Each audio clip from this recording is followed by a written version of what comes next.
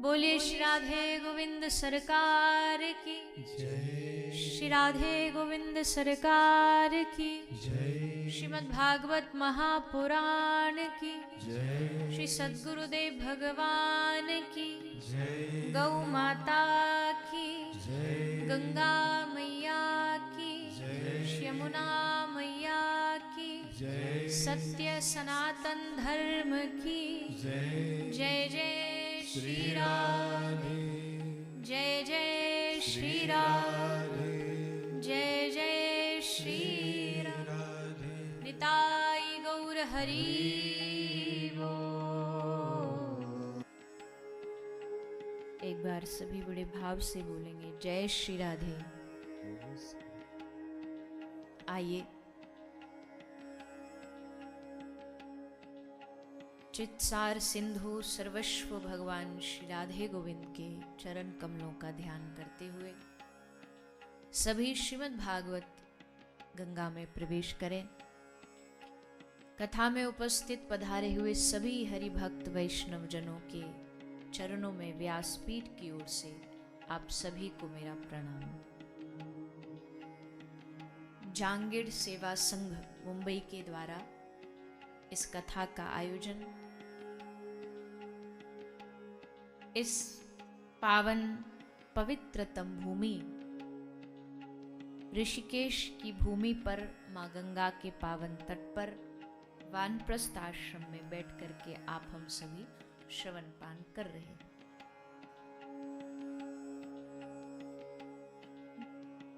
थोड़ा देरी हुई उसके लिए विलंब, क्योंकि भागे आ रहे हैं हम, सुबह से जयपुर से आए हैं तो भागते भागते बस जैसे तैसे पहुंच गए, प्रसाद पाया और सीधा आप सबके बीच उपस्थित हो गए। आज का समय भी बदला गया, नित्य प्रातःकाल के सत्र में कथा है और आज क्योंकि हमें बाहर से आना था इसलिए संध्या को ये सत्र रखा। आप सब लोग मुंबई से पधारे, अलग अलग स्थान से पधारे हैं और लगातार 7 दिनों यहाँ बैठ करके आप हम सब माँ गंगा के तट पर बैठ करके माँ गंगा के तट पर ही गाई गई श्रीमद् भागवत कथा का श्रवण पान करने जा रहे हैं। ये हमारे लिए बड़ा सौभाग्य का विषय है। आप सबके लिए तो है ही है, हमारे लिए भी है, क्योंकि हम वर्ष भर भगवान की कथा गाते हैं, हर महीने भगवान की कथा गाते हैं, किंतु एक होता है भाग्य। जब हम भगवान की कथा कहीं भी गाएं तो वो हमारा भाग्य है, क्योंकि उन 7 दिनों हमें भगवान की कथा से जुड़े रहने का मौका मिलता है। किंतु जब वही कथा किसी विशेष धाम में होती है, किसी तीर्थ पर होती है, किसी विशेष मुख्य जगह होती है, तो वही भाग्य हमारा सौभाग्य बन जाता है। और ये 7 दिन हमारे वही सौभाग्य के दिन हैं कि जहां आप हम सभी मां गंगा की इस भूमि पर बैठ करके भागवत गंगा में डुबकी लगाने का अवसर हमें प्राप्त हो रहा है। तो गंगा में भी डुबकी लगानी है और बोलो ना थोड़े से, हमें लग रहा हमारी बैटरी लो, आपकी भी हमसे ज्यादा लो है। हाँ, लेकिन अगर आपकी बैटरी थोड़ी चार्ज हो जाएगी तो हमारी डबल हो जाएगी।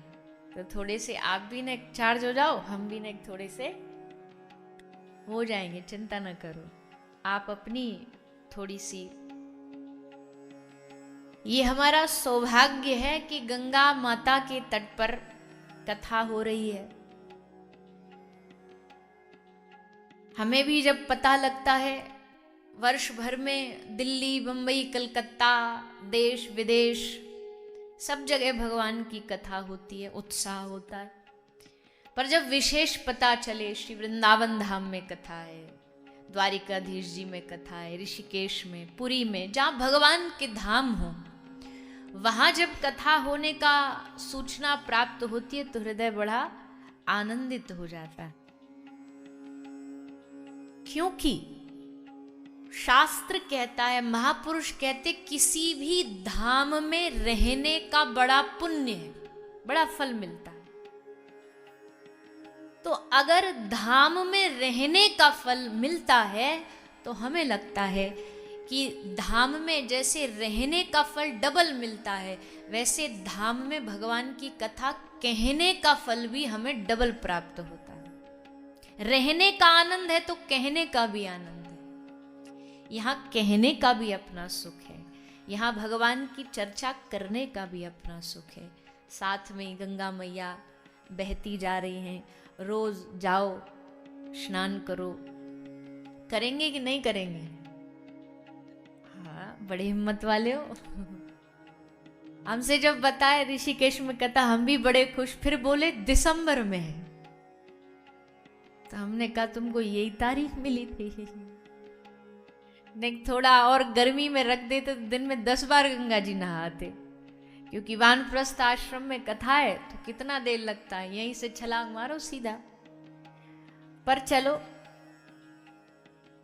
गंगा में डुबकी लगा के स्नान कर दो। कई लोग तो ड्राई क्लीन भी करेंगे। गंगा के तट पे बैठ के बोलो, गंगा जी बस यहीं तक आ गए, अब यहीं मान लेना, हमारा ऐसी छींटे मान लिए। पर 2 गंगा बह रही हैं गंगा के तट पर, एक भागवत गंगा और एक भागीरथी गंगा, और दोनों ही गंगा में स्नान करने का अपना ही रस है। डुबकी वहां भी लगानी है आपको, और डुबकी यहां भी लगानी है। वहां तैरना है, पर यहां तैरना नहीं है। क्या करना है? बड़े समझदार हो आप तो। यहां तैरना नहीं है, यहां डूबने की कोशिश करनी। गंगा जी में कोई डूब जाए तो मैया हाहाकार बन जाएगा, अरे राम राम राम, अनर्थ हो गया, बेचारा डूब गया। कोई कभी राफ्टिंग करते हुए, कोई कहीं तैरता तैरता। लेकिन इस गंगा में, भागवत गंगा में, डूबने वाले पर दुख व्यक्त नहीं किया जाता, बल्कि खुशियां मनाई जाती। वाह क्या बात है! भगवान की कथा में, भगवान की भक्ति में डूब गया मतलब पार हो गया। यहां डूबना ही पार होना, यहां तैरने वाला पार नहीं होता, डूबने वाला पार होता है। तो हमें इस विष्णुमुखी भागवत अब आरंभ कर रहे हैं हम। थोड़ा सा पहले गंगा जी का और भागवत जी का आपस में बड़ा अद्भुत कनेक्शन है, बड़ी समानताएं हैं दोनों। आप तो यहां आए हो 7 दिन कथा सुनने, हमको लगता है हम साल भर के 365 दिन गंगा जी नहाते। हम कोई बताने की बात नहीं बता रहे आपको, दिल से मानते। हम 365 दिन गंगा जी नहाते। क्यों? क्योंकि जल में नहीं नहाते, पर हम हर रोज भगवान की कथा में स्नान करते हैं।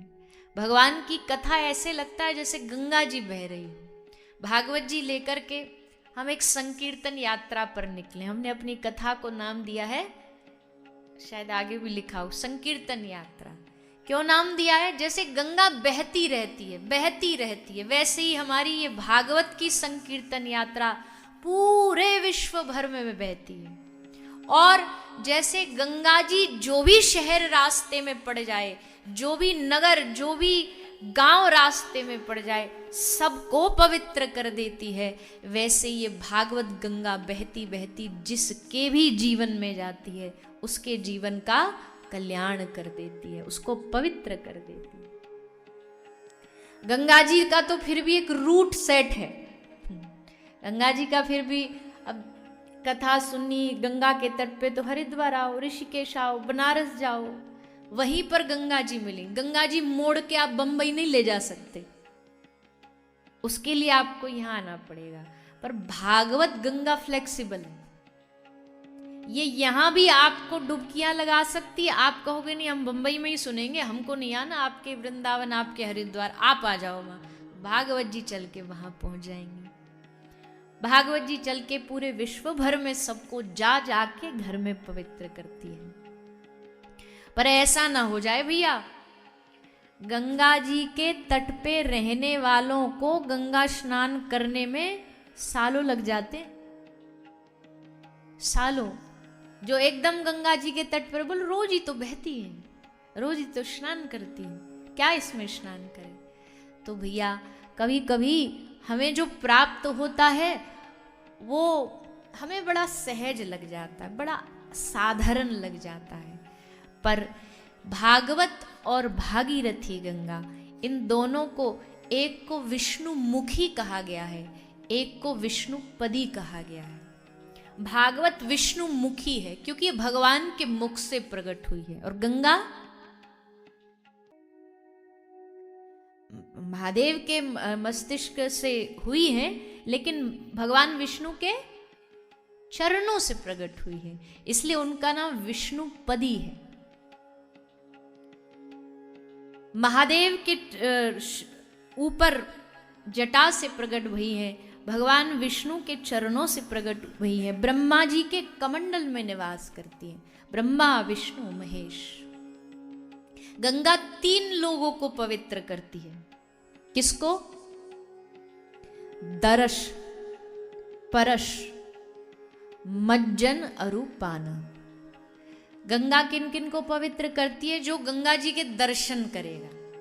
दर्शन किए तो दर्शन से ही गंगा मैया हमारे तापों को, पापों को हरण कर लेती है, इसलिए दर्शन का गंगा जी के महत्व है।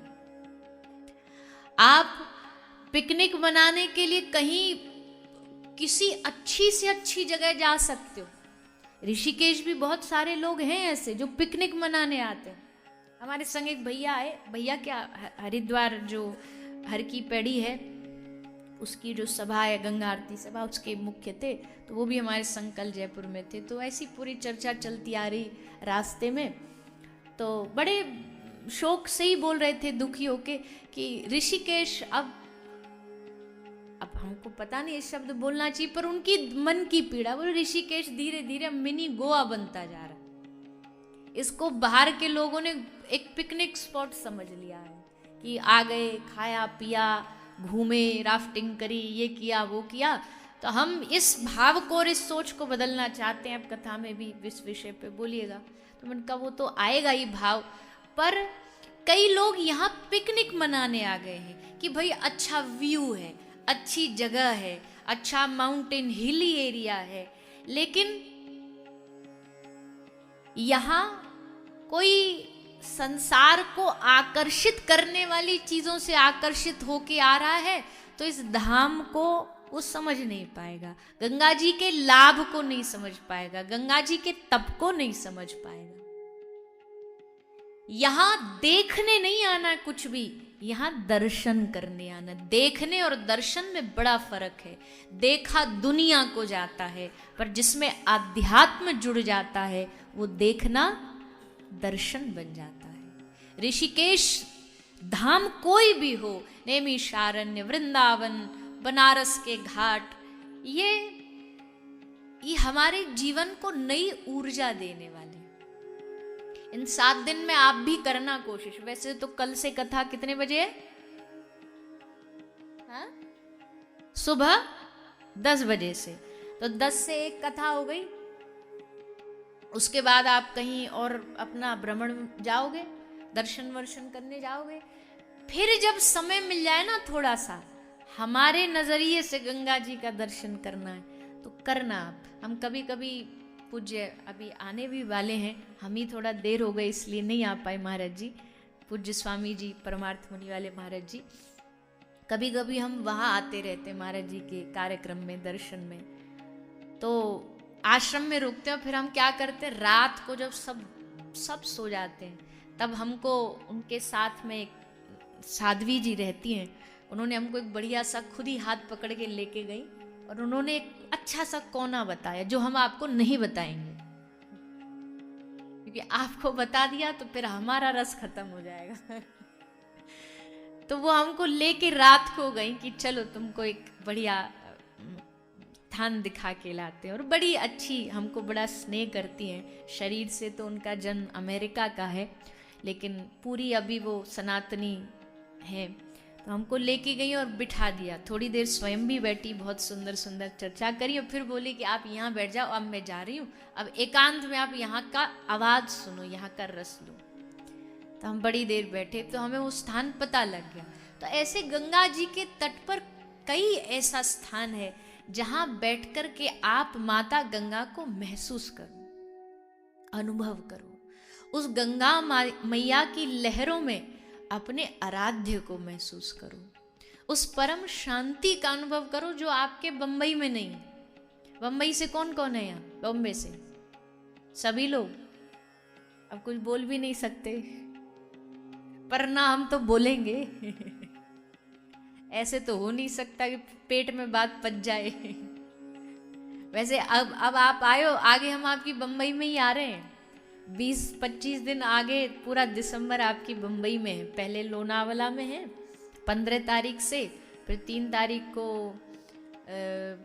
भयंदर में 1 दिन का है और 4 तारीख से कांदीवली में कथा है। तो ज्यादा बंबई के बारे में अब कुछ तो बोलेंगे नहीं। हाँ जी, पर एक सत्य बात तो यह है कि ये जो शहरों की भागदौड़ है ना, बंबई की बात नहीं कर रहे, दुनिया भर के जितने शहरों की भागदौड़ है, आप उन शहरों में पैसों से व्यवस्था तो खरीद सकते हो, व्यवस्था सुधारी जा सकती है बंबई, कलकत्ता, अमेरिका में रह करके, लेकिन मन की अगर अवस्था संभालनी है, सुधारनी है, तो उसके लिए तो गंगा जी के तट पे ही आना पड़ेगा, यमुना मैया के तट पे ही आना पड़ेगा। व्यवस्थाओं के लिए तो दुनिया में बहुत जगह है, व्यवस्था तो दुनिया में बहुत है। अमेरिका में कम अच्छी व्यवस्था है मैया। हमारी माता ही अमेरिका से आई हैं कथा सुनने के लिए, तो जब आ रहे थे तो ये था कहाँ रुकेंगे कहाँ रुकेंगे। हमारे साथ वाले बोले कि यहाँ रुक जाएंगे, पर कभी कभी क्या होता है कि बाहर से जो आता है उनको लगता है व्यवस्था कुछ गड़बड़ ना हो जाए, तो हमने कहा कोई बात नहीं, व्यवस्था तो सब चल जाएगी, अवस्था सुधरनी चाहिए। अवस्था सुधर गई तो सब ठीक है। यहाँ व्यवस्था बनाने थोड़ी आए। कई लोग तीर्थों पे जाते हैं ना, उनका पूरा फोकस रूम पे ही रहता है। रूम में क्या क्या बताओ, आधे झगड़े तो कमरे के कारण हो लेते हैं। देखो कितने अनुभवी हो आप।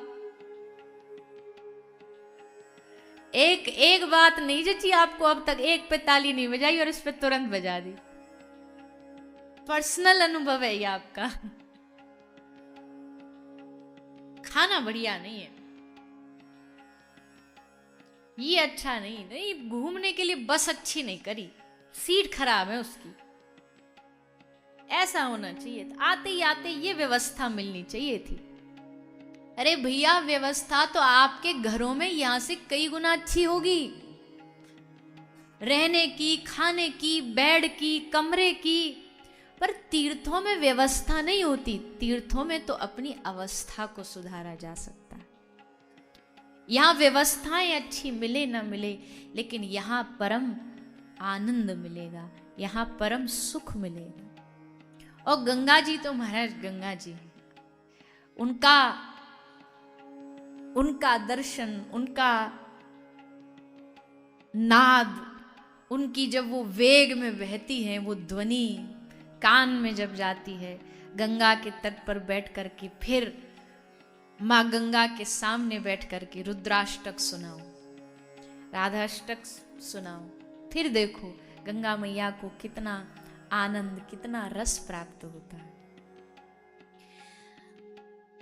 तो गंगा मैया दर्शन से हमें पवित्र करती है, पहला।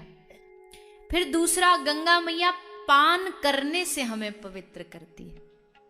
गंगा मैया का पान करने से, गंगा मैया में स्नान करने से वो हमें पवित्र करती है। और फिर जब घर जाएंगे, अच्छा, हमने एक महापुरुष के मुख से सुना था कि गंगा में स्नान करते करते गंगा हमें 3 देवों का रूप बना देती है, ब्रह्मा, विष्णु, महेश। कैसे? बोले भगवान विष्णु के चरण से गंगा प्रकट हुई है, तो जब आप अपना पांव, सबसे पहले गंगा जी में क्या जाता है? चरण जाएगा। तो प्रणाम करके जैसे चरण रखा तो उस समय गंगा मैया हमें विष्णु स्वरूप बना देती हैं।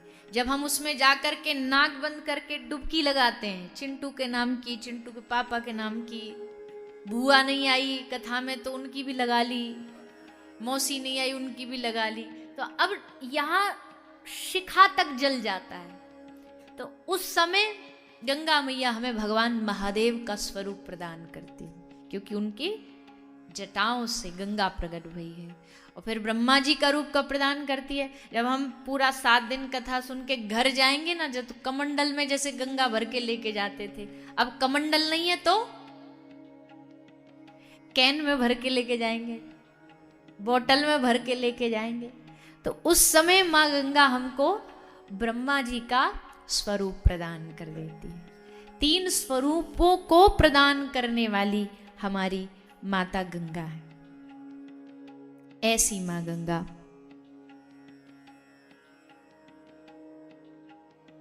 दरश परश मज्जन अरूपाना, दर्शन से, स्नान से, जलपान से पवित्र करने वाली मां गंगा, और उन्हीं के तट पर बैठ करके भागवत गंगा में स्नान करने का ये सुअवसर। आज की थोड़ी भूमिका, थोड़ा महत्व हम प्रणाम करें उससे पहले आइए माँ गंगा को प्रणाम करते हुए रामचरितमानस की 2 चौपाइयों का सब लोग साथ में पाठ करेंगे।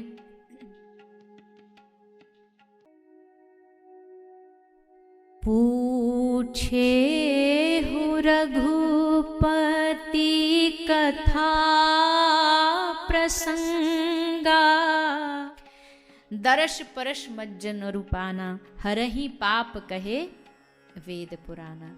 गंगा जी भी पाप हरती हैं और भागवत जी क्या हरती हैं? पापों से मुक्ति मिली क्या किसी को आज तक?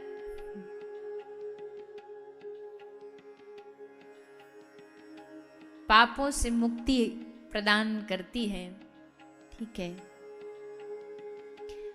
भागवत जी मोक्ष देती हैं, ठीक है। भागवत जी पुण्यों से मिलती हैं, ठीक है। लेकिन भागवत जी यहाँ बैठ करके क्या चाहती हैं? यहाँ भागवत गंगा के तट पर बैठ करके भागवत जी चाहती हैं कि आप यहाँ 7 दिन आए कथा श्रवण की, और 7 दिन कथा सुन करके इन 7 दिनों में आप ठाकुर जी के हो जाओ, आप उनके बन जाओ, आपके हृदय में, आपके रोम रोम में भगवान की भक्ति का प्रादुर्भाव हो जाए। भागवत जी का असल उद्देश्य तो यही है। अब कोई उद्देश्यों से भटक जाए तो अलग बात है, पर उद्देश्य यही है कि भक्ति देवी हमारे हृदय में बैठ जाए। ये जो भागवत की गंगा है ना, ये इसी भूमि से बही है, इसी धरती से। कहां से? आनंद घाट, ऋषिकेश। हमारा सौभाग्य ये है कि हरिद्वार तक तो हम कई बार आए हैं कथा करने, कई कथाएं हरिद्वार में करी हैं, पर भगवत कृपा से ऋषिकेश में ये हम भी पहली बार कथा करने आए हैं। तो हमारे लिए भी यादगार है। पहली चीज सबको याद रहती है। तो हरिद्वार तक तो गंगा मैया खूब बुलाती रही, बद्रीनाथ उधर तक भी हुआ है, पर ऋषिकेश का जो अवसर है ये हमको प्रथम बार प्राप्त हुआ है गंगा मैया की कृपा से।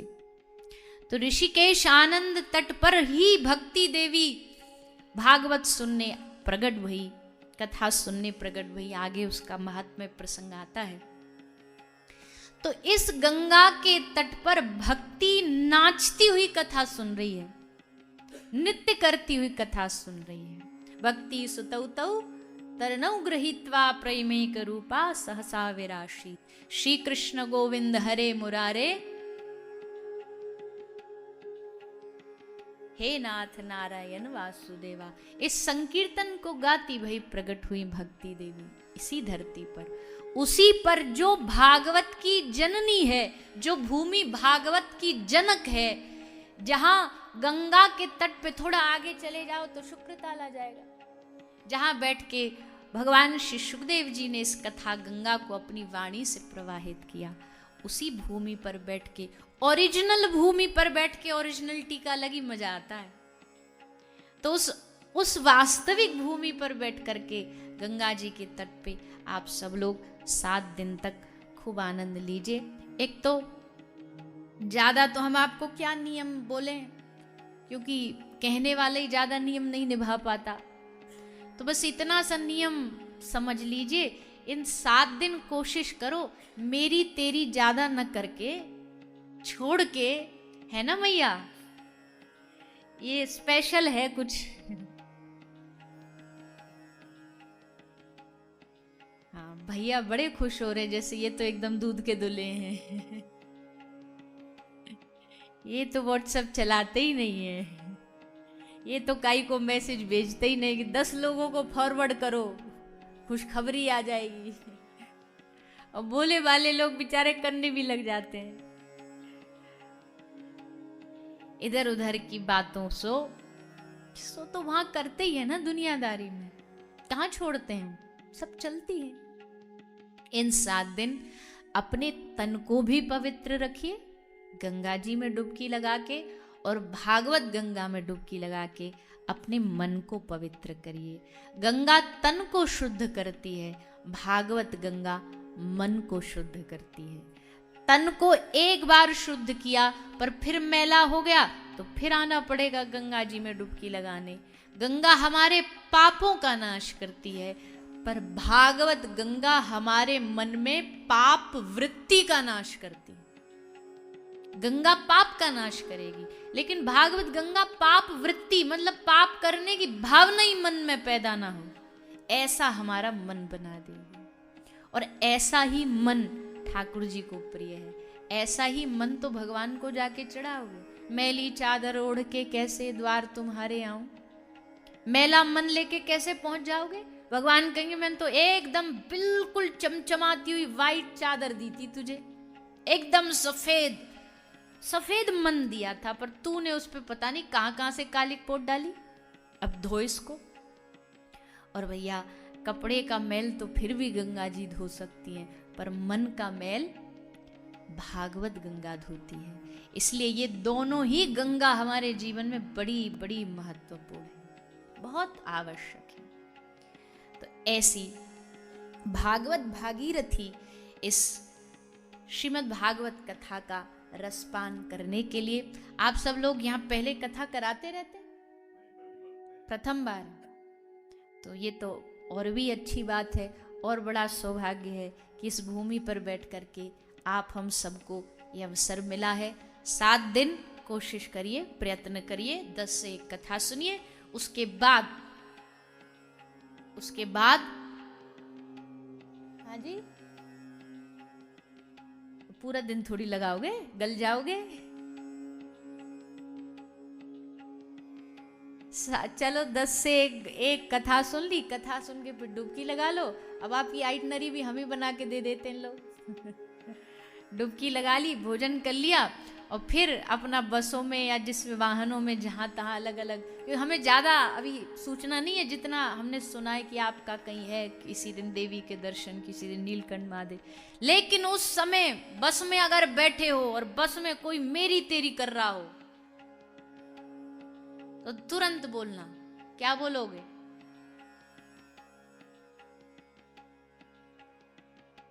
चलो राधे राधे बोल देना, इसी से शायद समझ जाए। पर जब कोई ऐसा कर रहा तो समझ लो उसने हमारी ये पूरी मेहनत मिट्टी में मिला दी, पूरा पानी बहा दिया। उस समय भी अपने हाथ में माला रखो, माला रख के भगवान नाम जाप करो, नाम जाप करते रहो, भगवान के नाम का स्मरण करते रहो। कोई कथा का भजन अच्छा लगाओ, भाव अच्छा लगाओ, उसको दोहरा लो, हाथ में माला लेकर के नाम जाप कर लो। यानी कि ये 7 दिन का अवसर व्यर्थ नहीं जाना चाहिए। एक एक क्षण, एक एक मिनट, एक एक सेकंड का अपने जीवन को भगवत में बनाने में उपयोग करिए। ओ भैया आज नहीं करेंगे तो कब करेंगे? बुरा नहीं मानिएगा कोई भी, पर हमको यहाँ जितने देख रहे हैं ना सब अबव 50 दिख रहे हैं, 50 से ऊपर वाले ही दिख रहे हैं। कुछ एक आध मतलब शरीर से, वैसे तो आप सब जवान हो, शरीर की अगर उम्र बताएं तो लगभग 40-50 से सब ऊपर वाले ही दिख रहे हैं। और इसका मतलब ये बुरा ना मानो, अब कह दें पक्का। अब तो ये भी नहीं है कि कल से कथा में नहीं आओ क्योंकि बंधे हुए हो, आना ही पड़ेगा। यहाँ तो ऑप्शन भी नहीं, भाई घर में हम सो रहे हैं, यहाँ तो ड्यूटी है, आना ही पड़ेगा। पर इसका मतलब है आधी निकल गई, अब बस आधी बाकी है। इस आधी को जितना भगवान की भक्ति में उपयोग कर लोगे ना, उतना लाभ है। भैया ई लेना मत करो, आधी बाकी है, अभी खत्म नहीं है। अभी लोग कहते हैं ना कि भैया जीते जी गंगा के तट पर आ जाओ, इससे पहले कि तुमको मटके में बंद करके लाया जाए। पहले आ जाओगे तो ज्यादा बढ़िया कल्याण होगा।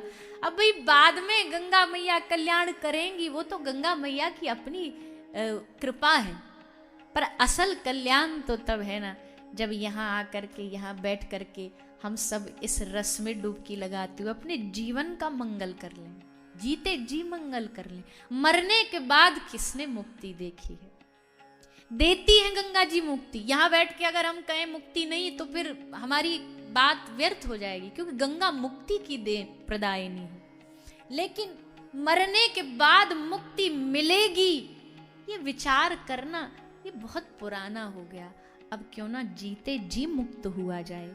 और गंगा मरने के बाद मुक्त करती हैं, लेकिन भागवत गंगा जीते जी हमारे जीवन को मुक्त कर देती। ऐसी मुक्ति प्रदायिनी।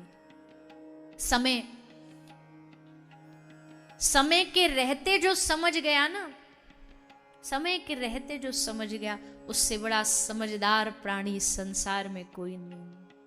आयु की बात हमने भले कर दी, पर आयु का तो कोई भरोसा थोड़ी है। जवानी में ही भरोसा थोड़ी है। आदमी कितनी प्लानिंग करता है, कितने विचार बनाता है, ऐसा कर लेंगे, वैसा कर लेंगे, यहाँ चले जाएंगे, वो बना लेंगे, इतना बड़ा मकान दुकान बना लेंगे। और एक रात काल आता है, सब छीन करके चला जाता है।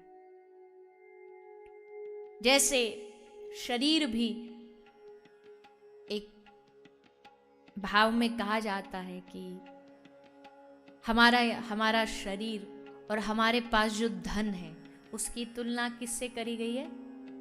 उसकी तुलना करी गई है बादल से। बादल जो होता है ना, बादल हमें दिखता है, आसमान के ऊपर काली घटा छाई हुई है, लेकिन धीरे धीरे धीरे वो घटा हट जाएगी। थोड़े ही पल में आप देखोगे तो सब खत्म हो जाएगा। वैसे ही आज जिस शरीर का, जिस धन का हमको लगता है कि ये हमारे पास है, कब कहाँ किस पल छीन लिया जाएगा, उसका कोई भरोसा नहीं है।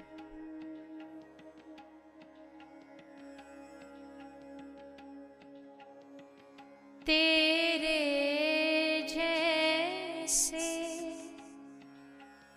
लाखों आए, तेरे जैसे लाखों। इस गंगा ने न जाने कितनों को अपने में समाया है, कितनों को।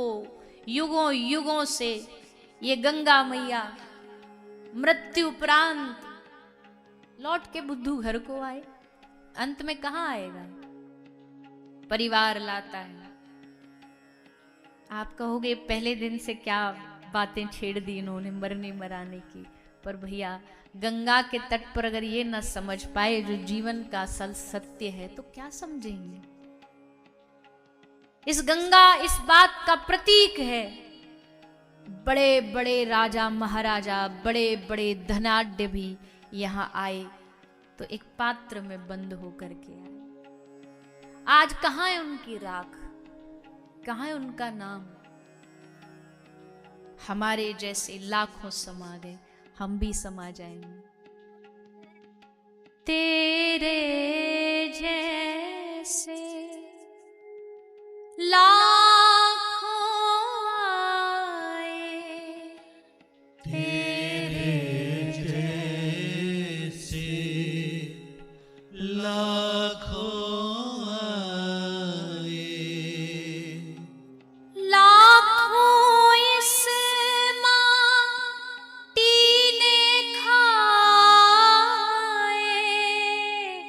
लाखों इस माटी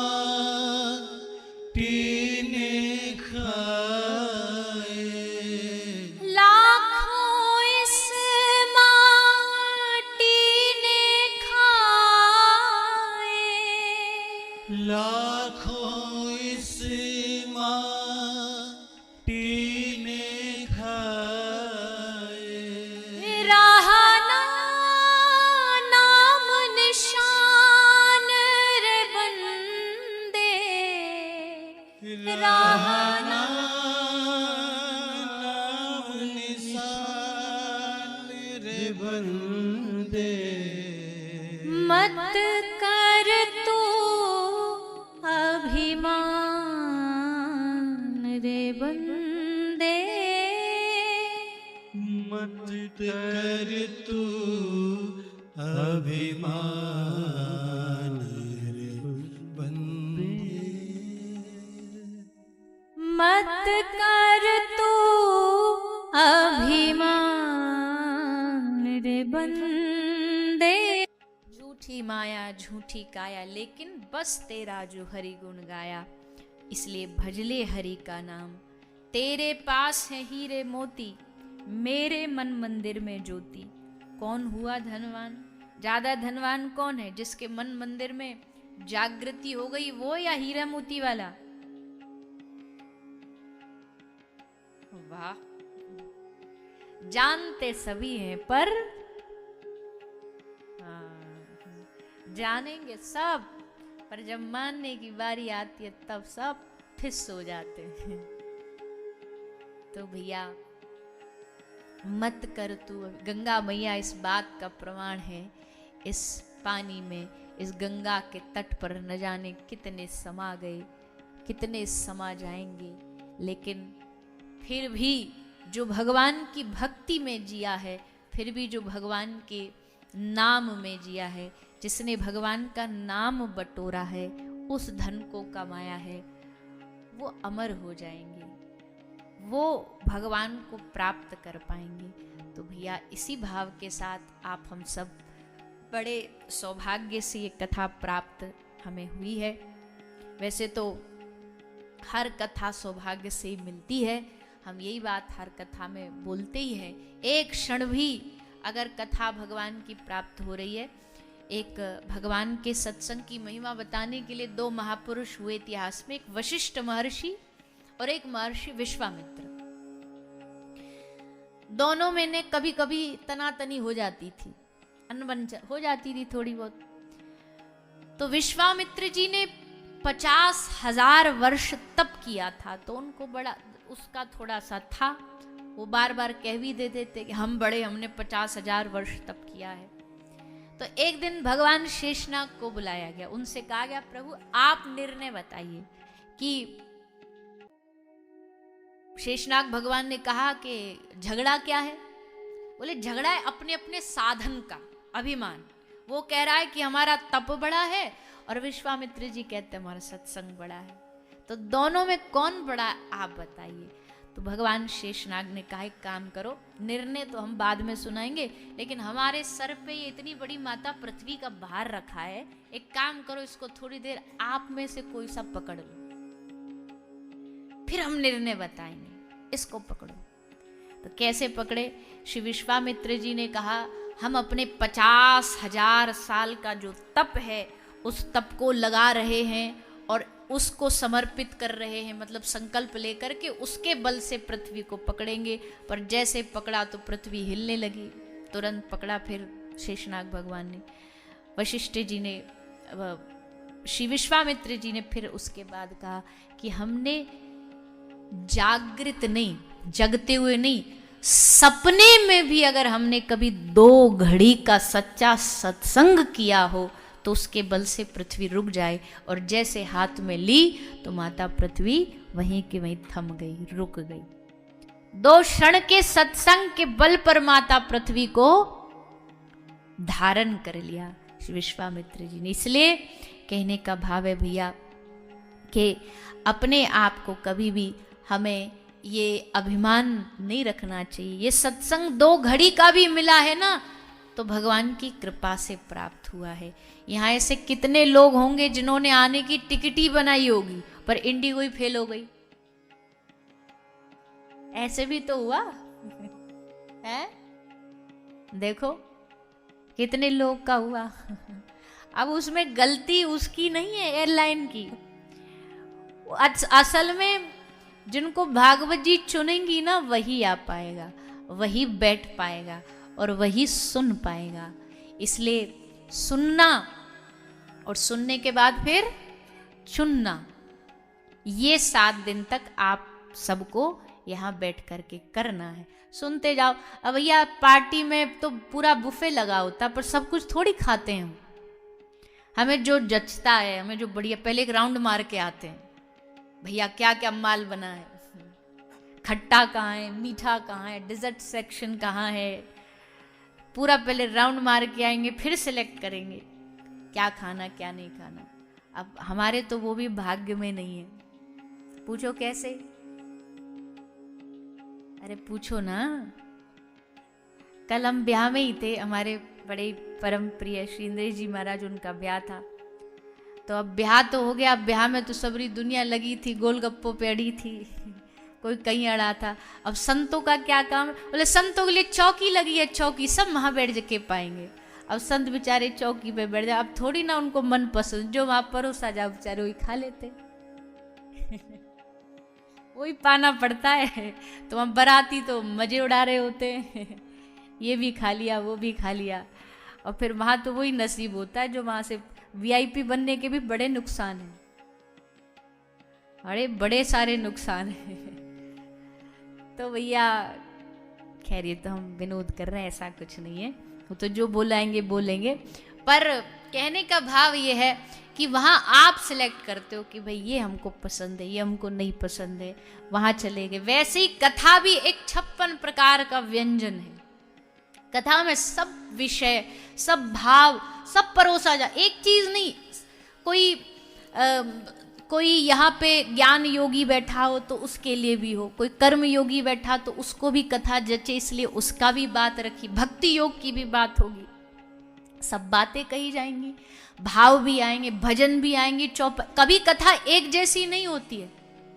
कथा में कोई कहे भजन ही भजन चाहिए हमें, ऐसा भी नहीं हो सकता। कोई कहे हमें नचवाने वाले भजन चाहिए, ऐसा भी नहीं हो सकता। कोई कहे हमको भैया एकदम संगीत चाहिए ही नहीं, वो भी नहीं हो सकता।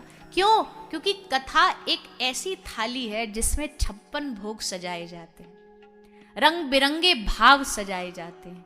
अब इसमें से जो आपको मन को भाता हो, जो रुचिकर हो, उसे उठाओ और पाओ। हमें ये बात अच्छी लगी तो अब उसको ग्रहण करना पड़ेगा, उसको जीवन में आचरण में लाना पड़ेगा।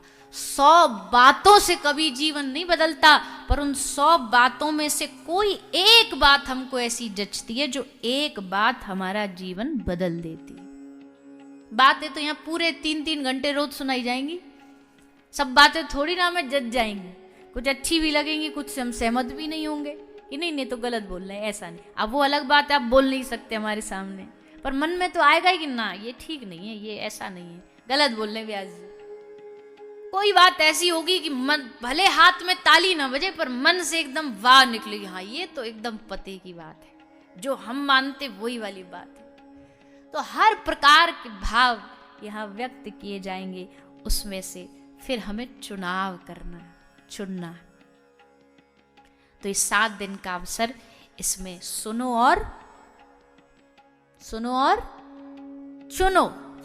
सुनो और चुनो, सुन करके अपना चुनाव करो। भैया वोटिंग के लिए तो एक छाता वाला भी है, एक हाथी वाला भी अपना प्रचार करता है, पर चुनाव तो आप ही करते ना। और जिसको जनता चुनती है वो विधानसभा में बैठता है, जिसको गोविंद सेलेक्ट करते हैं, गोविंद चुनते हैं, वो उनकी कथा में आके बैठते हैं।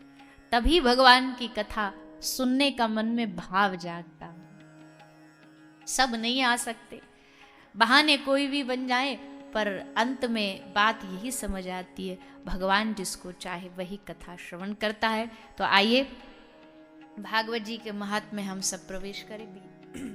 भागवत जी के महत्व में प्रवेश करते हुए भागवत का प्रथम श्लोक सब लोग पाठ करेंगे। माँ गंगा के तट पर बैठ करके माँ भागीरथी को प्रणाम करते हुए भागवत का हम आरंभ करें। सभी पीछे पीछे हाथ जोड़ करके प्रथम श्लोक को सभी लोग पाठ करेंगे। सच्चिदानंद रूपाय सच्चिदानंद रूपाय सच्चिदानंद रूपाय सच्चिदानंद रूपाय विश्वोत्पत्त्यादि हेतवे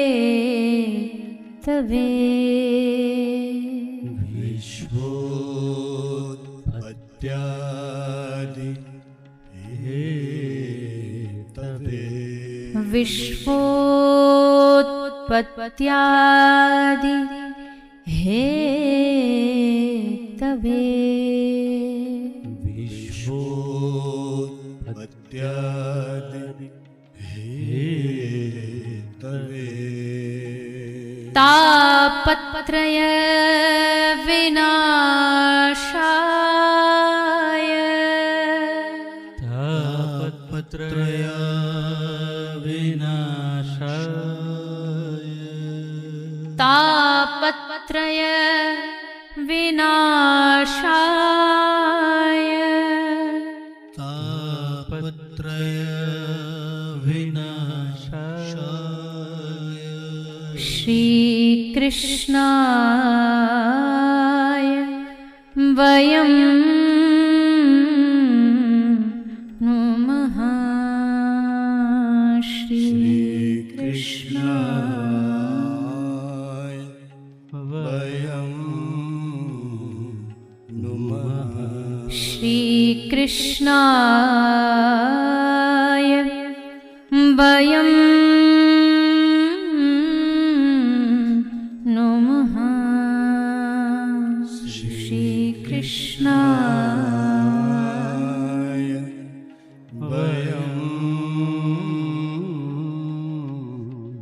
नुमः। श्लोक का पहला चरण भगवान का स्वरूप बताता है और दूसरा श्लोक का चरण भगवान का सामर्थ्य बताता है। तीसरा श्लोक का चरण भगवान के गुण बताता है। सच्चिदानंद रूपाय। इस संसार में तीन चीज मिल गई ना तो आदमी ने सब पा लिया। इन तीन चीजों के मिश्रण से भगवान बने हैं। भगवान सत्य से बने हैं। सत्य का मतलब होता है इटर्नल, इटर्नल ट्रुथ, कभी न मिटने वाला जो होता है उसे सत्य कहते हैं। भगवान चैतन्य तत्व में है। चैतन्य भी दो तरह के होते हैं। एक होता स्वतंत्र चैतन्य, एक होता अणु चैतन्य। हम सब भगवान के ही अंशी हैं। हम भी चैतन्य हैं, हमारे भीतर चेतना है, इसलिए हम चैतन्य हैं। पर हम कौन है? हम अणु चैतन्य, मतलब अपनी मन मर्जी के मालिक नहीं है। हम अपनी मर्जी से शरीर नहीं छोड़ते, हम अपनी मर्जी से दुनिया में आते नहीं, इसलिए हम अणु चैतन्य हैं। भगवान के शरीर से जो निकली है तत्व जिसे आत्मा कहते हैं, वो भी कई कई कई हिस्सों में बढ़ती बढ़ती एक बड़ा छोटा सा तत्व आत्मा कहलाता है, चैतन्य स्वरूप जो हमारे भीतर विराजमान। इसलिए हम अणु चैतन्य। भगवान कौन है? भगवान स्वतंत्र चैतन्य है। स्वतंत्र चैतन्य किसी के कंट्रोल में नहीं है। He is the controller. हम कंट्रोल्ड हैं भगवान के द्वारा, पर भगवान इस सारी दुनिया को कंट्रोल कर रहे हैं अपनी पावर के द्वारा, इसलिए वो स्वतंत्र चैतन्य। अहम ब्रह्मास्मि। ज्ञान योग कहता है कि एक समय आता है साधन करते करते भक्त कहता मैं ही भगवान। हम भगवान नहीं है, हम भगवान के अंशी हैं। ईश्वर अंश जीव अविनाशी। भगवान के अंशज माना गया है हम। अब जैसे आप सातवें दिन यहां से जल लेके जाओगे अपने घर बोतल में, तो क्या कहोगे, क्या लाए हम, क्या लाए? ये तो नहीं बोलो गंगा लाए हैं, है तो वो गंगा ही, पर ये नहीं कह सकते कि हम गंगा जी ले आए। हम गंगा का जल लाए, क्योंकि वो गंगा का एक छोटा सा भाग है, वो अणु है, वो सूक्ष्म है, वो गंगा से ही निकली है, वो जल गंगा से ही प्रकट हुआ है, पर वो गंगा नहीं कही जाती, वो गंगा का जल कहा जाता है। वैसे ही भगवान गंगा की धारा है, हम सब उसमें से छिटके हुए एक एक छोटी छोटी बूंद हैं, है प्रकट उनसे ही भय है, इसलिए उनके स्वरूप हम में आने के कारण वो भगवान जो सम्मय चैतन्य रूप में विराजमान है। तुझ में राम, मुझ में राम, सब में राम समाया। जिस दिन ये देखने का भाव आ गया ना, एक बार महाराष्ट्र के एक संत हुए श्री एकनाथ जी, उनकी कथा चरित्र में एक बड़ा सुंदर चरित्र आता है कि श्री एकनाथ जी गंगोत्री गए जल लेने, और उनका भाव क्या था, गंगोत्री से जल सर पे रख के पैदल पैदल रामेश्वरम जाऊंगा और भगवान का जाकर के अभिषेक करूंगा। तो गंगोत्री से रामेश्वरम सोचो कितना दूर है, कितना दूर है। आज भी कोई जाने की कोशिश करे तो भैया महीनों लग जाएंगे। तो लेकर के वहां से जल और स्वामी श्री एकनाथ जी आने लगे रामेश्वरम की ओर। खूब लंबी यात्रा पूरी करके रामेश्वरम पहुंचने ही वाले थे कि एक घटना घटी। रामेश्वरम से थोड़ी पहले के जंगल में एक गधा बीमार पड़ा था, सांस एकदम हाँप रहा था, चित्त पड़ा था जमीन पर।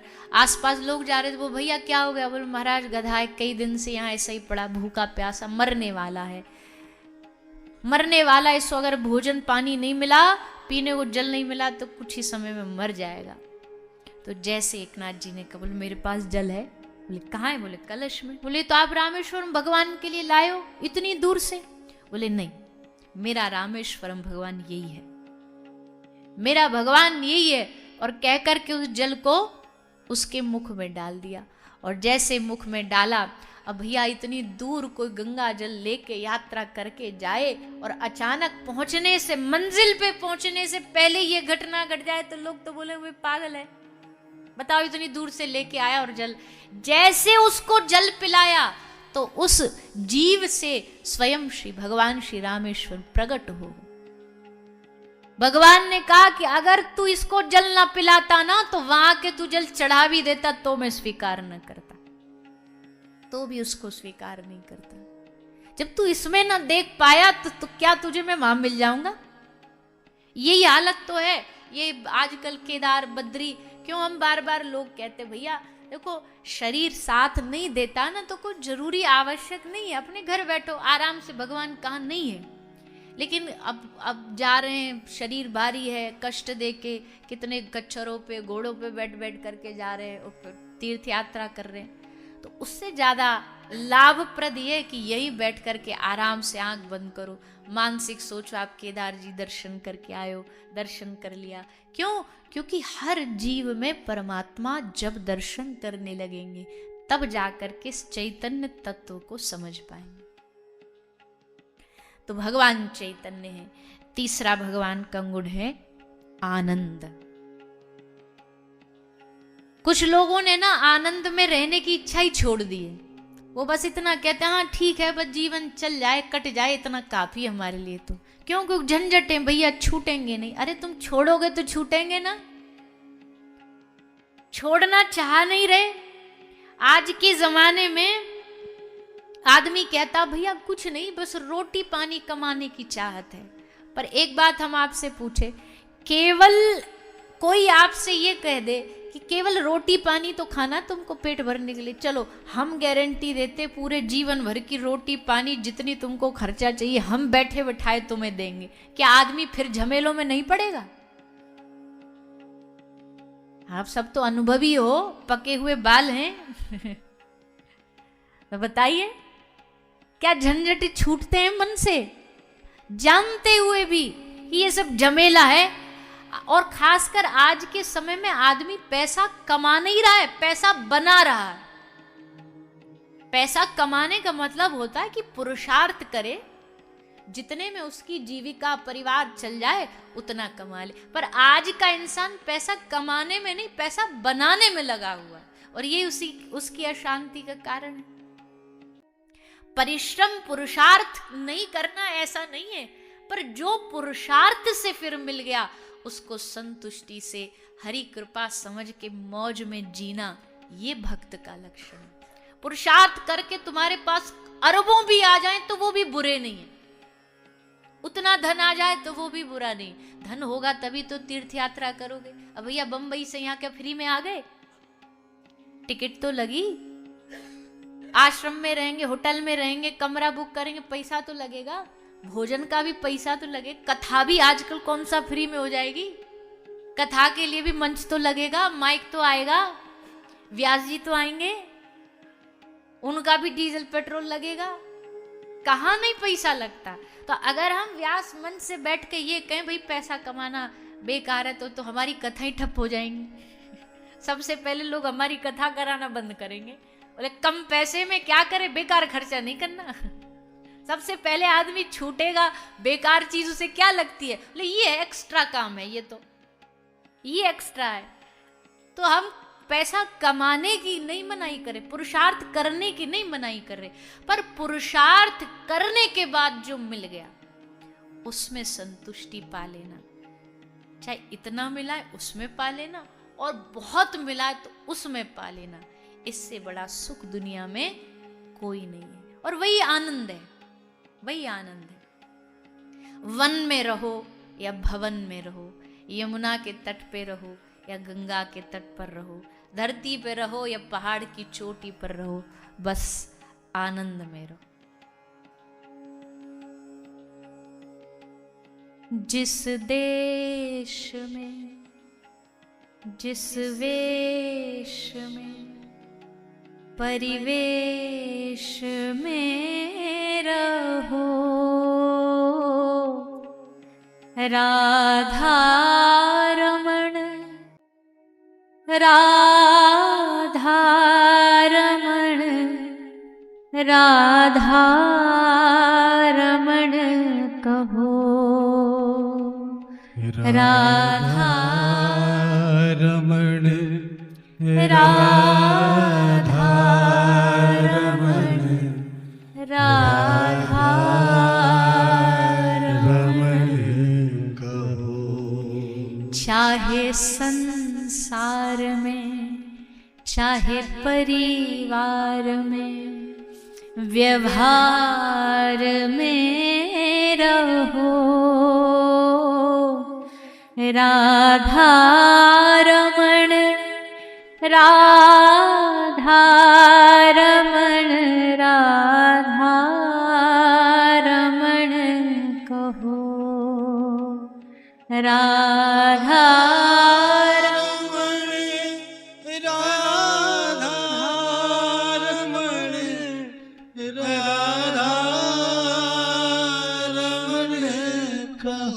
श्री राधा रमण राधा रमण राधा रमण कहो, राधा रमण राधा रमण राधा रमण कहो।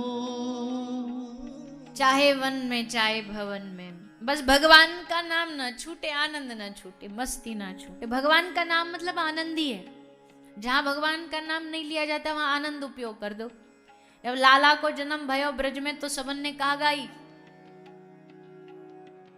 नंद के कन्हैया भयो, नंद के गोपाल भयो, नंद के गोविंद भयो, ये बोलना नहीं पड़ा, नंद के आनंद भयो। आनंद आने का मतलब ये कन्हैया आ गया। जहां कन्हैया आ गया वहां आनंद ही है, और जहां आनंद आ गया समझो वहां कन्हैया है। जहां कृष्ण है वहां आनंद है, और जहां आनंद है वहां कृष्ण है। आपके अगर जीवन में आनंद है, आपके चेहरे पे आनंद है, तो समझो स्वयं ठाकुर जी ही वो आनंद बन करके आए हैं। और भैया आनंद ये अपनी अपनी चॉइस है, ऑप्शन है। अब कोई आदमी यहाँ बैठ करके भी दुखी हो सकता है। दुखों की अगर हम आपको लिस्ट बनवाएं तो इतनी लंबी लिस्ट बना सकते हो। अरे राम राम राम, 3 दिन से तो हम नहीं सोए ढंग से, 1 या 2 घंटे की नींद हुई होगी पूरी की पूरी। और ऐसे मरे मरे आए, कोई हमको ये कह देता ना कंबल डाल के सो जाओ बस, तो हमें स्वर्ग मिल जाता इतने में ही। और हम कहते अरे अरे राम राम, जीवन बर्बाद है हमारा, तो लो अब फिर जा कर के कथा करनी। पर अगर साथ में हम ये भाव रख करके सोचें कि भले भले हारे हो, भले थके हो, पर आपका एक कुछ दिन का समय है जो आपका भगवान के चरणों में लगने वाला है। आहा, कितने सुख की बात है। अभी हमने कहा जवन में रहो, भवन में रहो। अब चाहे हताशा में रहो, निराशा में रहो, थके रहो, चाहे जगे रहो, चाहे सोते रहो, पर उस समय भी भगवान का नाम मिल रहा है, तो ये आनंद है कि दुख है? और जोर से बोलो, आनंद है। तो फिर आनंद इसको बना लो। चाहो तो आनंद बनाया जा सकता है। संसार की भी ऐसी अनेक चीज हैं जहां हम चाहने को तो दुख बना सकते हैं, पर उसको आनंद में बदलना है तो वो भगवान की कथा सिखाती है, भगवान सिखाते हैं। इसलिए सच्चिदानंद रूपाय विश्वोत्पत्त्यादि हेतवे, संसार जगत की उत्पत्ति, पालन, सृजन, विसर्जन, सबका कारण मूल भगवान है। भगवान ही सबका कारण है। खाना पीना, नौकरी करना, ये जितने भी क्रियाकलाप है ना, इन सबके मूल में परमात्मा है, इस सब के बीच में प्रभु है। इसलिए विश्वोत्पत्त्यादि हेतवे तापत्रय विनाशाय।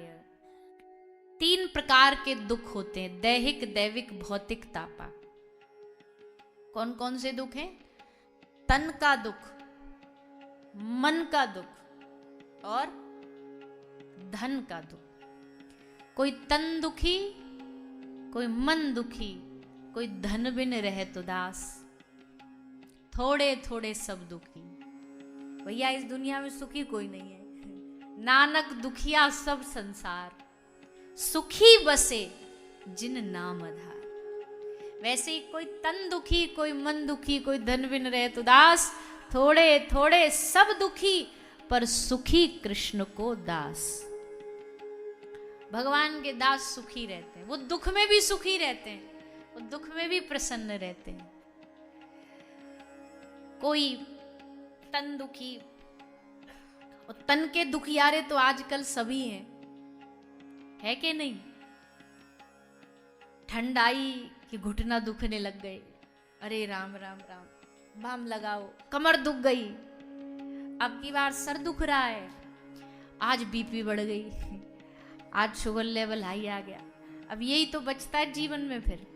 फिर वो हम एक बार मैया, हम फर्स्ट टाइम जब यूएस गए थे तो वहाँ पहली बार हमने देखा था, अब तो खैर यहाँ भी नॉर्मल हो गया, एक 7 डेज का बॉक्स आता है पार्टीशन हो करके।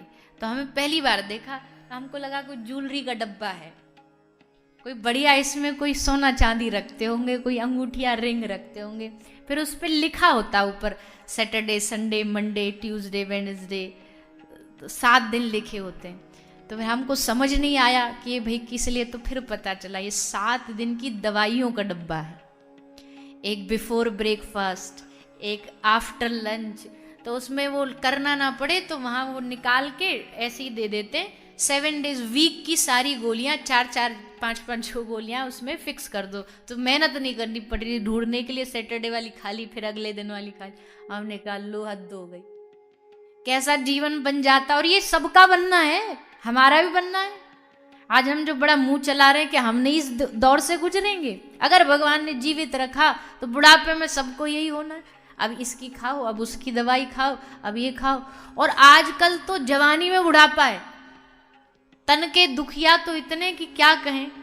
हमको लगता आजकल के हमारे जैसे जो कहते हैं अपने आप को जवान लोग, उनको अगर 4-5 किलो आलू उठाने भी दे दो ना, और बाजार से घर तक आलू की डबिया भी उठा लाएं, तो आकर के घर में चित्त पड़ जाएंगे, अरे राम बड़ा काम कर लिया है। पहले तो फिर भी लोग कितना काम कर लेते थे। पहले की माताएं चक्की भी खुद ही पीसती आटा, फिर कपड़ा धोना, बर्तन मांजना, भोजन करना। आजकल तो सब चीज़ों की सुविधा उपलब्ध हो गई, बर्तन मांजने वाली मशीन भी आ गई, कपड़ा धोने वाली भी आ गई, काम करने वाले भी मिल गए, और उसके बाद भी आज का आदमी सबसे ज्यादा थका है। क्यों? क्योंकि भीतर से थका है। शरीर की थकावट आदमी को नहीं मारती जितना मन की थकावट मारती। मन का थका हुआ आदमी आपको हमेशा दुखी नजर आए, और मन से जागा हुआ आदमी भले तन से दुखी होगा, तन से थका होगा, लेकिन फिर भी वो आपको थका नहीं लगेगा, क्योंकि मन में थकावट नहीं।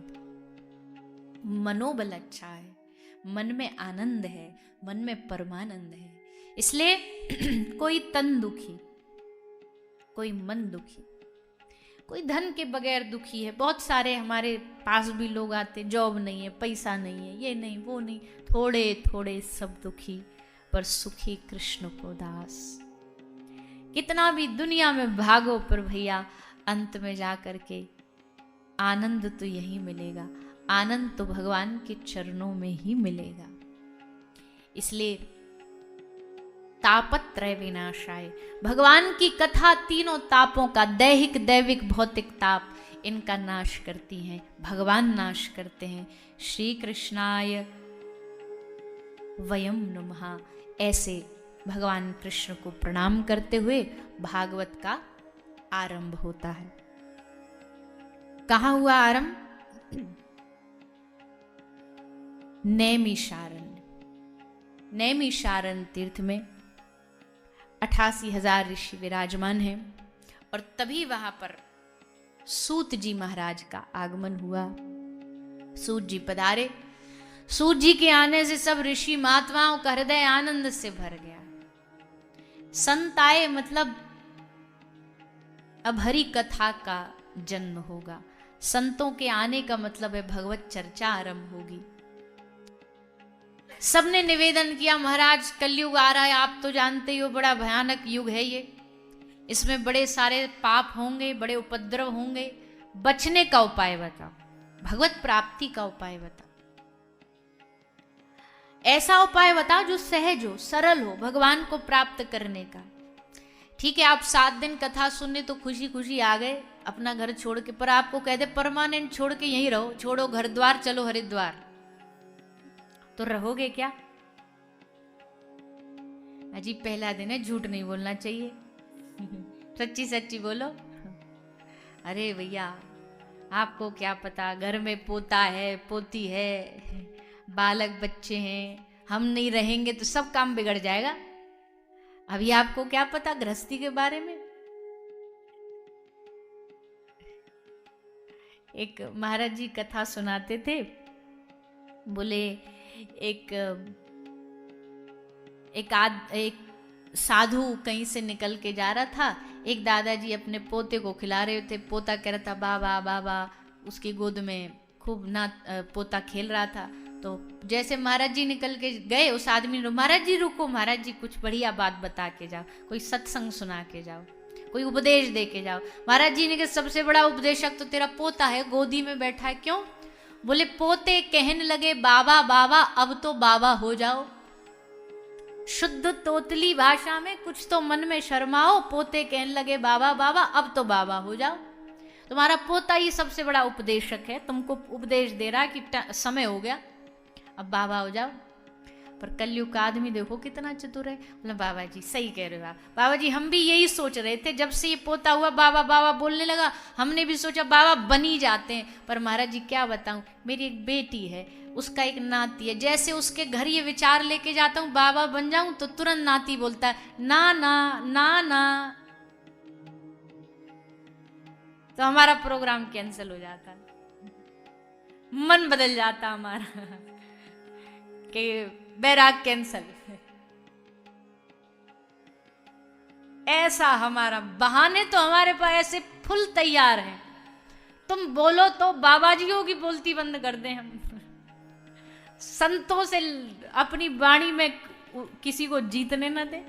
अरे बाबा बाबा का तो मन करता पर नाती कह देता ना ना, तो हम बदल जाते। अब भैया क्या बताएं, कहने का भाव है आज कलयुग में कोई भी चीज छोड़ना आसान नहीं है और छोड़ना भी नहीं है, छोड़ने की आवश्यकता भी नहीं है। भागवत कहती है भक्ति प्राप्त हो जाएगी, सहज में प्राप्त हो जाएगी।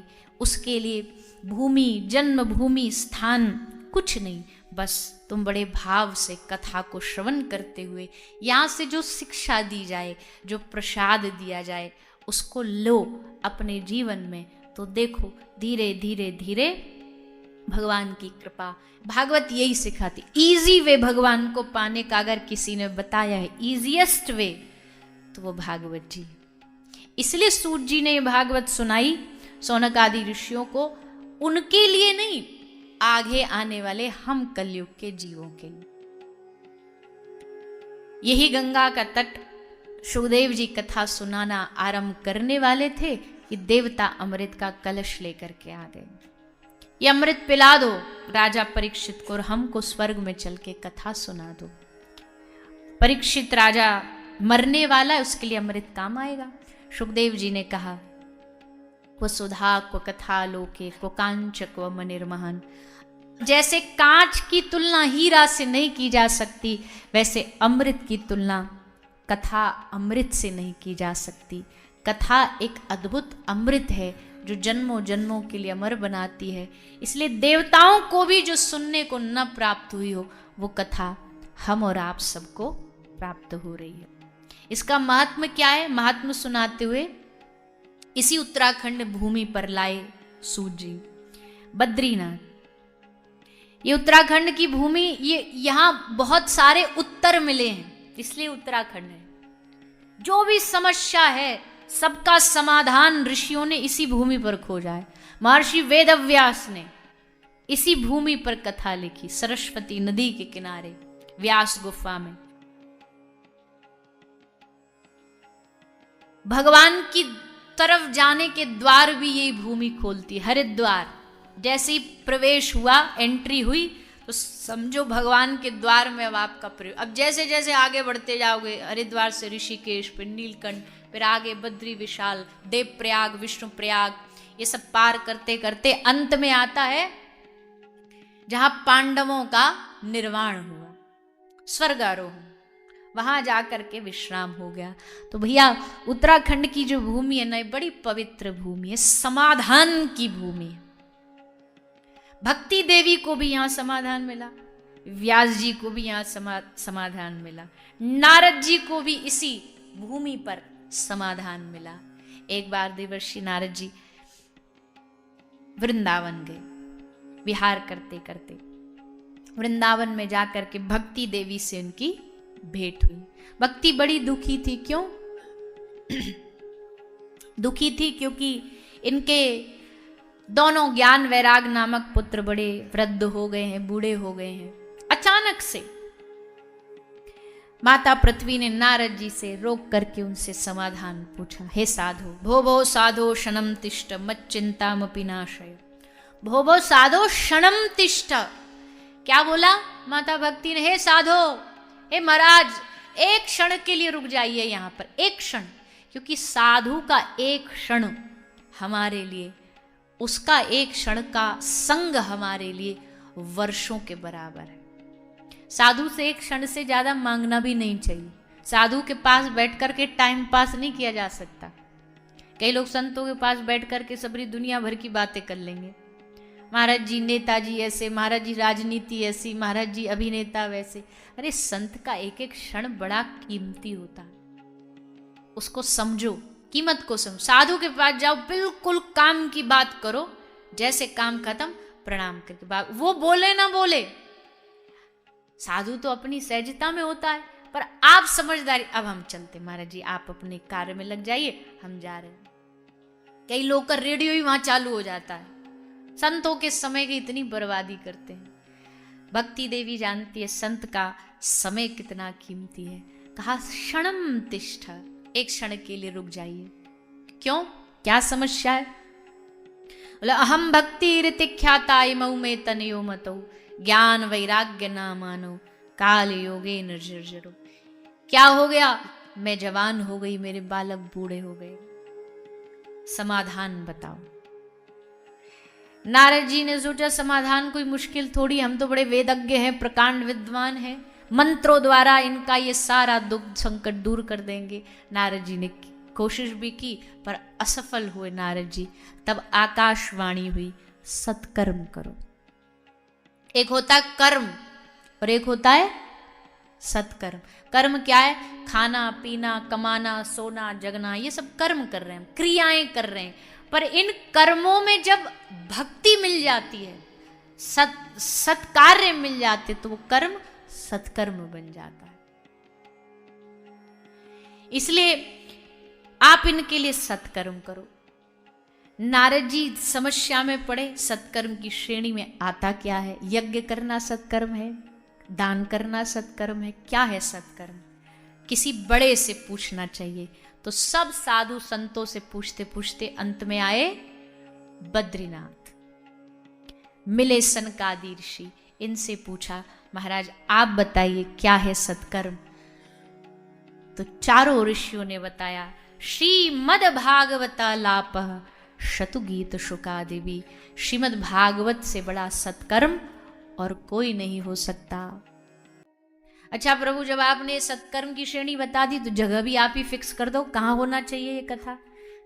तब बताया, उत्तराखंड की भूमि, गंगा मैया का तट, आनंद नामक घाट, और उस ऋषिकेश की भूमि पर कथा का आयोजन कराया जाए। वक्ता बोले हम 4 हैं, हम चारों कथा कहेंगे। श्रोता, सारे ब्रह्मांड से कथा सुनने श्रोता आएंगे। और इसी गंगा के तट पे मेला लगा, अद्भुत मेला लगा, भक्ति का मेला। चारों ओर भक्ति भाव वाले लोग खिंचे चले आए मां गंगा के तट पर बैठ करके कथा सुनने के लिए। नारद जी इस कथा के यजमान हैं। भैया एक बात कहें, यही कथा मुंबई में कराते ना तो आप यजमान होते, पर अगर ये कथा किसी धाम में हो रही है तो आप यजमान नहीं हो, इस कथा के यजमान देवता हैं। वो स्वयं चाहते हैं तब जाकर के धाम में कथा हो। आप श्रोता बन के आयो बस। यजमान यहां देव बनते हैं। देव भूमि है तो यहां यजमान भी देव ही होते हैं। आयोजक वही होते हैं, वो निर्धारित करते हैं, वो स्थान और तारीख निर्धारित करते हैं। तो कथा आरंभ हुई और जैसे कथा का विश्राम हुआ, इसी गंगा तट पर बड़ा भव्य संकीर्तन का मेला लगा। भक्ति देवी गा रही हैं, नृत्य कर रही हैं, नारद जी वीणा बजा रहे हैं, अर्जुन करताल बजा रहे हैं, और सारे कथा का फल है नाम संकीर्तन। और इसी भूमि पर ये नाम की संकीर्तन की नदी बही। सूत जी वर्णन करते हैं, भक्ति सुतौ तौ तरनौ गृहीत्वा प्रेमेक रूपा सहसा विराशी श्री कृष्ण गोविंद हरे मुरारे नाथेति नामानि मुहुर्वदन्ति।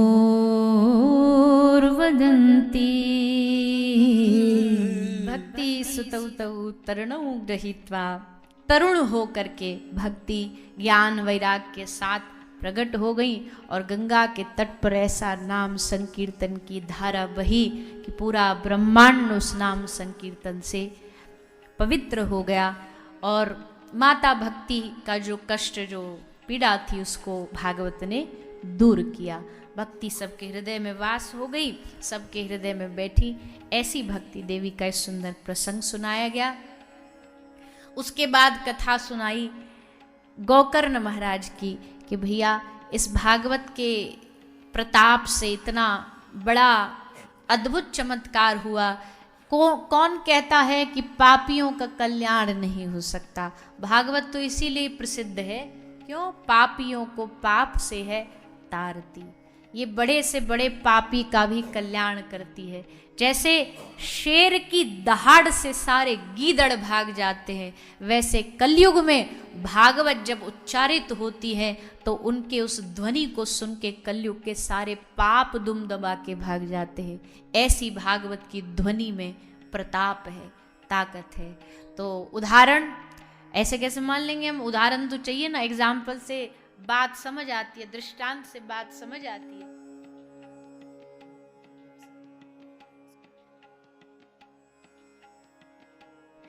तो श्री आत्मदेव महाराज की कथा सुनाई एक ब्राह्मण के घर, जहां 2 बालक हुए। एक बालक था पाप में डूबा, एक बालक था सत्कर्म में डूबा हुआ। पाप में डूबे हुए को तारने के लिए, धुंधकारी के लिए अपने गांव में श्री गोकर्ण महाराज ने भागवत कथा का आयोजन किया। 7 दिन तक एक प्रेत बैठ के कथा सुनता है। भैया धन्य है भारत की भूमि, यहाँ भूत प्रेत भी कथा सुनते हैं।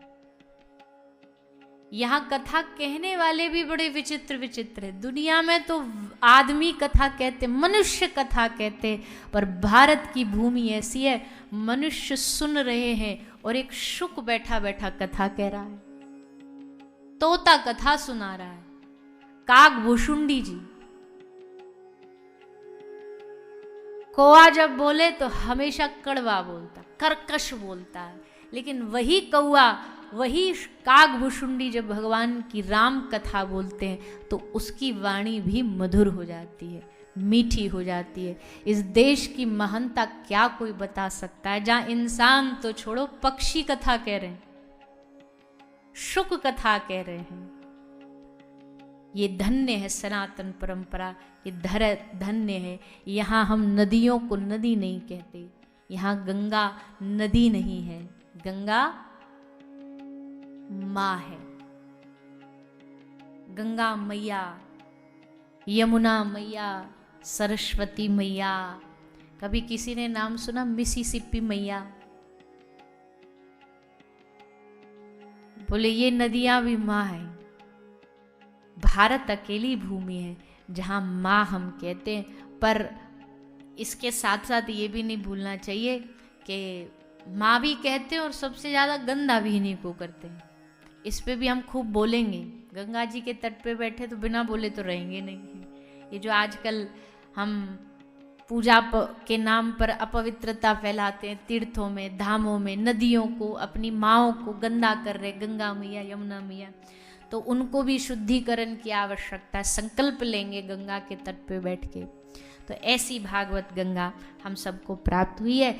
आगे थोड़ा सा भागवत का विधि बताई गई, कैसे सुनना चाहिए। विधि बस इतनी है, एक तो स्थान इतना बढ़िया है, सुनने का अवसर इतना अच्छा है, बस पवित्रता से जिए, अपने कथा को श्रवण करते करते अपने जीवन में कल्याण का साधन ढूंढें। इसी भाव के साथ हम और आप सब 7 दिन इस कथा की गंगा में और भागीरथी गंगा में डुबकी लगाते हुए अपने आप को पवित्र करेंगे, अपना कल्याण करेंगे। आज तो थोड़ा देर से भी हम आए, बताया आपको कारण, और फिर अभी आगे ठंडी भी बढ़ जाएगी, तो इसलिए आज तो रात्रि संध्या के सत्र में कथा हुई। कल से कथा का समय 10 बजे से 1 बजे तक है। तो मतलब 10 बजे का मतलब है एकदम समय पे जग जाइए, समय पे थोड़ा अपना बाल भोग पा लीजिए। हमारे ब्रज में कलेऊ बोलते हैं, सुबह का जो ब्रेकफास्ट होता है उसको कलेऊ, हाँ कलेवा, मतलब वही ब्रज में कलेऊ हो गया, वो कलेवा बोलते हैं। अच्छा, कौन सी? राजस्थानी, मारवाड़ी में कलेवा। हाँ तो कलेवा, वो कलेऊ हमारे ब्रज में पहुंचता पहुंचता वो कलेवा कलेऊ बन गया है।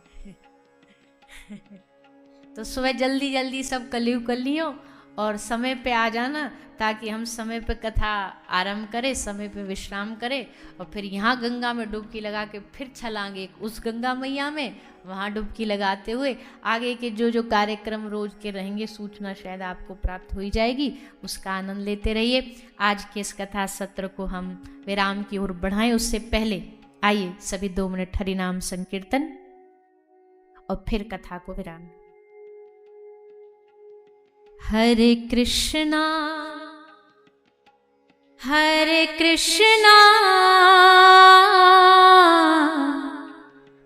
कृष्णा कृष्णा हरे हरे, हरे रामा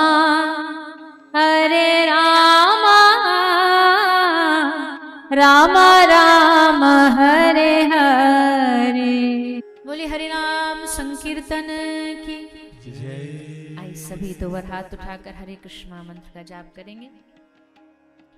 हरे कृष्णा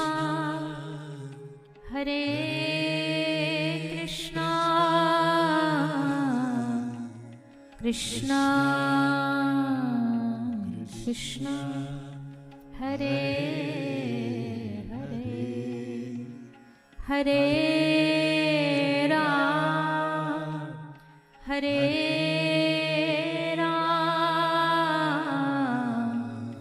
राम राम हरे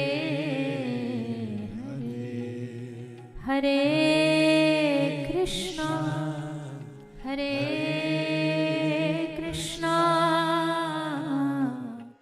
कृष्णा कृष्णा हरे हरे, हरे राम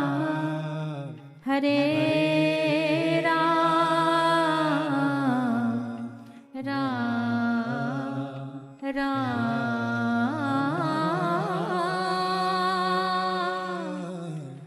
हरे